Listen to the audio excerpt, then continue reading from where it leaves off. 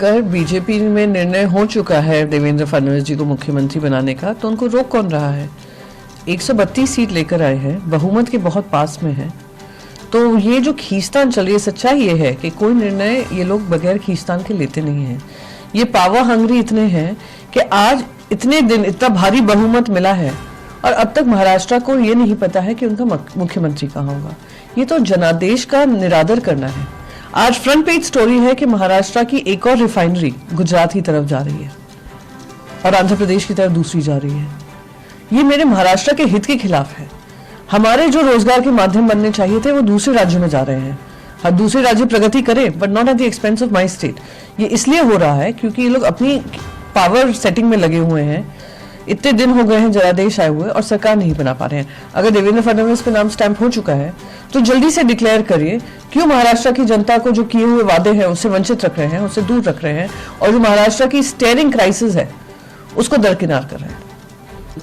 देखिए, जिस तरीके से हरियाणा हो या महाराष्ट्र हो, और महाराष्ट्र में तो बाकायदा अखबार बता रहे हैं कि कैसे 95 assembly seats out of 288 seats 95 assembly seats में जो वोट पोल हुए हैं और जो वोट काउंट हुए हैं उसमें अंतर है। करीब ऐसे 76 सीट्स हैं जो बता रही हैं कि जो वोट पोल हुए हैं उससे कम गिनती की गई है और 19 ऐसे हैं जहां पे जो वोट किए गए हैं उससे ज्यादा गिनती की गई है। तो प्रश्न चिन्ह ये उठता है, इलेक्शन कमीशन को has two is like the seizures wife who should be about suspicion, क्योंकि ये हमारी डेमोक्रेटिक रिपब्लिक की बात है जिसकी जिम्मेदारी इलेक्शन कमीशन को दी हुई है। तो सवाल ये है कि क्या ईवीएम को एक मीडियम बनाया जा रहा है to temper with number of votes polled and counted and to declare winner.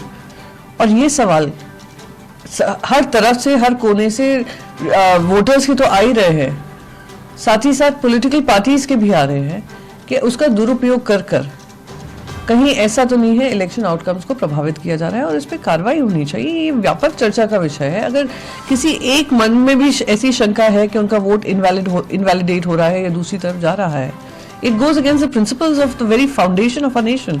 तो इस पर चर्चा होनी चाहिए और व्यापक चर्चा होनी चाहिए। और इलेक्शन कमीशन का ये आदत सी बन गई है कि डिसमिस कर देते हैं rather than engaging and addressing this issue. नहीं, वो सुप्रीम कोर्ट की मान्यता है, पर सुप्रीम कोर्ट को ये भी मानना पड़ेगा कि यहाँ पे जो अभी तक मैंने इलेक्शन कमीशन के संज्ञान में ये लेकर आई हूँ पर हमें कोई जवाब नहीं मिला है कि कैसे 95 सीट्स प्रभावित करती हैं इलेक्शन आउटकम्स को। तो अगर इस तरीके का मिसमैच है, हमने फॉर्म 17C पार्ट 1 बनाया है, 17C पार्ट 2 बनाया है जिसमें पोल कितने हुए हैं, काउंट कितने हुए हैं वो दिखाता है। अगर उसी में मिसमैच है, टैली नहीं हो रहा है, तो आई एम वेरी क्लियर कि सबके मन में शंका होगी। तो सुप्रीम कोर्ट ईवीएम पे चर्चा हो, ईवीएम पे हर तरीके से चर्चा हो, पर इलेक्शन कमीशन आकर उस पर एंगेज करे। And I am repeating the same argument कि Caesar's wife should be about suspicion, क्योंकि ये हमारे देश के प्रजातंत्र को लेकर आउटकम होते हैं, तो उस पर चर्चा होनी चाहिए। जब भारतीय जनता पार्टी सत्ता में नहीं थी, LK अडवाणी जी के अंतर्गत एक किताब लिखी गई थी ईवीएम पर, तो सुप्रीम कोर्ट ने PIL को रिजेक्ट किया है। पर supreme court I am sure इस पर अगर व्यापक चर्चा होती, पोली ड्राफ्टेड PIL था क्या था मुझे नहीं पता है, अगर एक व्यापक चर्चा होगी इसके लूपहोल्स भी जनता के सामने आएंगे।